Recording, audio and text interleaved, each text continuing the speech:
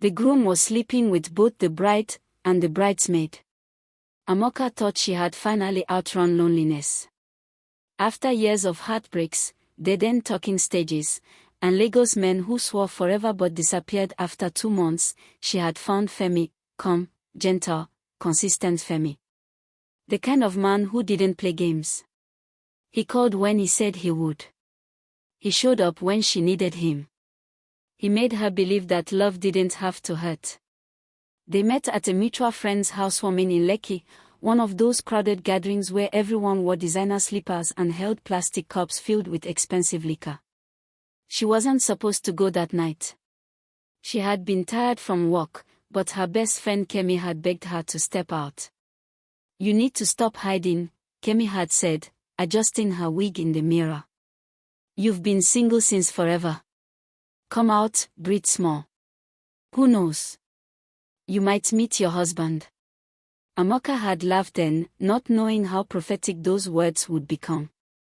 That night, Femi was standing by the grill, laughing with friends. He had that quiet confidence, the type that didn't need to announce itself. He noticed Amoka before she even saw him, and by the end of the night, they were talking like old friends. Numbers exchanged, calls followed, and within weeks, he had become her favorite part of every day. Kemi was thrilled. "Finally. My girl don't fall in love, oh," she teased constantly. The friendship between Amoka and Kemi had always been solid. They'd met in university, survived heartbreaks together, shared apartments, and even started a small business that failed spectacularly but made for great stories. If there was one person Amoka trusted more than anyone else, it was Kemi. So when Femi proposed after a year of dating, Kemi was the first person Amoka called. Kemi screamed on the phone, half crying, half shouting. "Oh, Amoka, you're getting married before me, oh. God, why no?" But she was smiling through the words. That night, they toasted with wine, and Amoka made her maid of honor. It was only natural. Wedding planning started immediately. Kemi took charge like she'd been waiting her whole life to plan a wedding. She had spreadsheets, Pinterest boards, and a list of vendors before Amoka even caught her breath. "You just relax," Kemi said one afternoon. "I'll handle everything. You deserve a stress-free wedding." And she meant it. Every weekend, they toured venues together, choosing decor themes, sampling cakes, and laughing about how broke they would be after the wedding. Femi often joined when he could, but he was a banker with long hours. Kemi filled in the gaps. She was always around, to the point that sometimes, Femi would drop Amoka off at her house and end up chatting with Kemi for a while before leaving. It didn't bother Amoka. Why would it? They were her two favorite people in the world. But sometimes, when she'd walk into a room, the air would change slightly. Subtle, almost nothing. Like a shift that only her instincts noticed but her mind refused to believe. She brushed it off as wedding stress. The first real crack appeared on a Tuesday night. Amoka had gone through Femi's phone, not because she was suspicious, but because she wanted to transfer a number for the decorator. While scrolling, she saw Kemi's name. They texted frequently, nothing strange, since Kemi was handling wedding plans. But buried between messages about flower options and caterer quotes was a text that froze her blood. "Kemi, last night was too much. I can still feel you." Her heart pounded. She scrolled up. "Femi, you say that like you didn't beg me not to stop." Amoka dropped the phone like it bound her. Her chest tightened, her eyes blurred. She reread the text 3 times, hoping she was misunderstanding something. But no, the words were clear. Her best friend. Her fiancé. For hours, she sat in silence, the phone still open on her lap. Femi was in the shower, humming like nothing was wrong. The house that had felt like home suddenly became a stranger's space. When he came out, she pretended to be asleep. She couldn't confront him, not yet. The next morning, she met Kemi for brunch as planned. Breakfast sandwich She watched her closely, her laughter, her bright eyes, the casual way she scrolled through her phone. Kemi didn't look guilty. She looked radiant. "Babe, this caterer said they'll need half payment up front," Kemi said, chewing slowly. "But don't worry, I'll cover it until Femi transfers to you."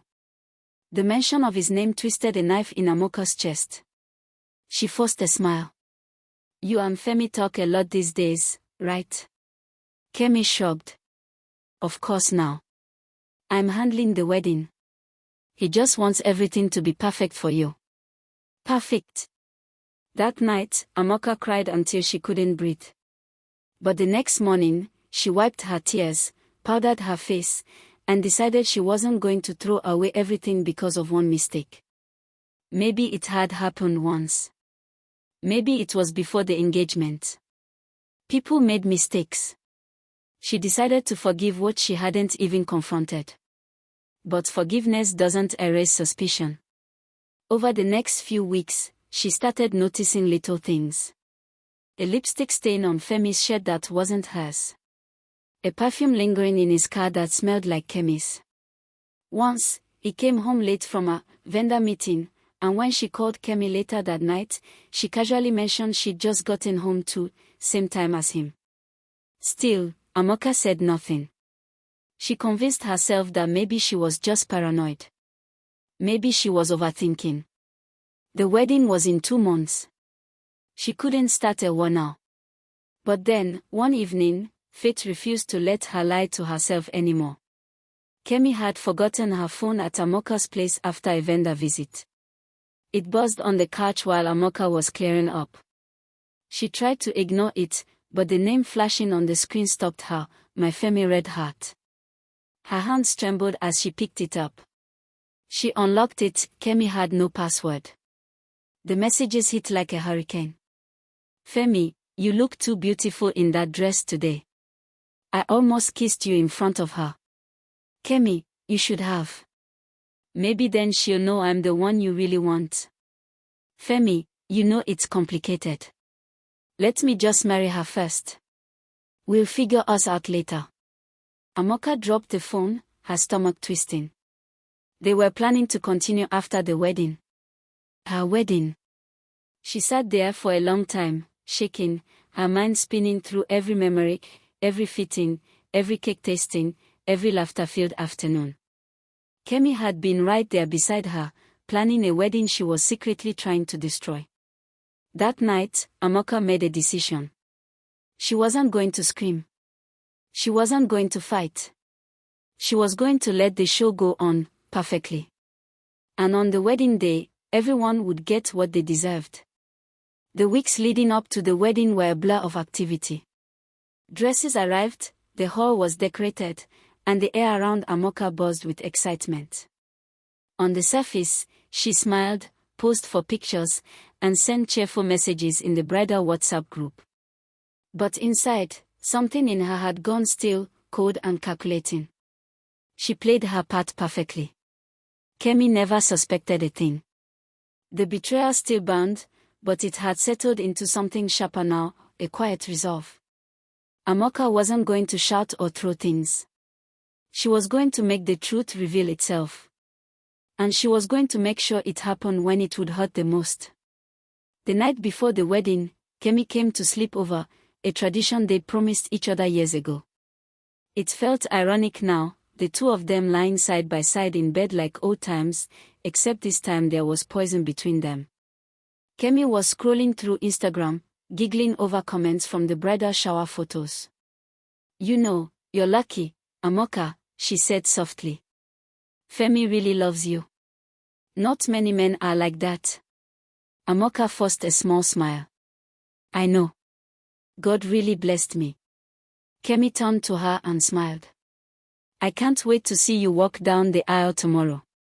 Amoka nodded, staring at the ceiling. "Me too." She didn't sleep that night. The wedding morning came bright and busy. Makeup artists filled the room, photographers buzzed around, and vendors called every minute. Everyone said the bride was glowing, but if they'd looked closely, they would have seen that her glow came from something else, not joy, but calm fury. Kemi, as maid of honor, was everywhere, fixing Amoka's veil, arranging flowers, smiling for the cameras. She looked beautiful, radiant even, in her core dress. No one would have guessed that beneath that perfect smile lay betrayal. The ceremony started on time, a miracle by Lagos standards. Guests filled the hall, music floated through the air, and the MC cracked jokes that made everyone laugh. When Femi arrived, dressed in cream agbada with gold embroidery, the crowd cheered. He looked like the perfect groom. Amoka's father walked her down the aisle.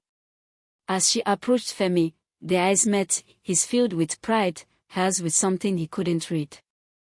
"Do you, Femi, take Amoka to be your lawfully wedded wife?" the pastor asked. "I do," he said confidently. Then it was her turn. "Do you, Amoka, take Femi to be your lawfully wedded husband?" Amoka smiled. It was the kind of smile that made people relax, the one they'd always known her for. But her next words froze the hall. "I don't." A collective gasp rippled through the crowd. Cameras stopped clicking. Even the band paused mid-beat. The pastor blinked. "Sorry, my daughter, what did you say?" She took the microphone gently from his hand. "I said, I don't." And before anyone asks why, she turned slowly, scanning the hall until her eyes landed on Kemi. "Maybe my bridesmaid can explain." Whispers erupted instantly. Kemi froze. "Amoka, what are you talking about?" "Oh, don't pretend," Amoka said, her voice steady but cold. "Tell them, Kemi. Tell them how you've been sleeping with Femi behind my back."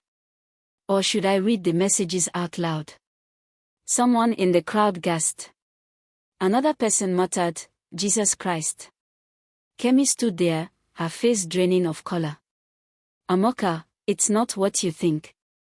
Amoka held up her phone. "Oh, it's exactly what I think. Do you want me to project the screenshots?" "Because I can. I had them printed, just in case." A ripple of murmur swept through the guests. Phones came out, recording. Femi stepped forward, trying to grab the microphone. "Amoka, please, let's talk about this privately." "Privately?" She laughed bitterly. "You mean like all those private moments you and my best friend shared?" "No, Femi. Let's make it public. Let everyone see what true love looks like in Lagos." Femi's mother shouted from the front row, "Ah! Femi! Is this true?" He had no words. His silence was enough. Kemi's lips trembled. "Amoka, I'm sorry. It was a mistake. It wasn't supposed to go this far." "But it did," Amoka cut in sharply. "And you both thought I'd never find out. You were going to let me marry him, stand beside me, and smile like everything was perfect. You were going to watch me walk into a lie." Tears filled Kemi's eyes. "Please, I didn't mean to hurt you. You just couldn't stand to see me happy," Amoka said quietly. "You wanted what I had. But you see, God is funny. He exposes things at the right time." She dropped the mic, turned to her parents, and bowed her head slightly. "Daddy, Mommy, I'm sorry for the embarrassment. But I'd rather be embarrassed today than live a lie for the rest of my life." Then she lifted her dress and walked out, calm, regal, unbothered by the chaos erupting behind her. The hall descended into pandemonium. Guests whispered, some shouted, some pitted.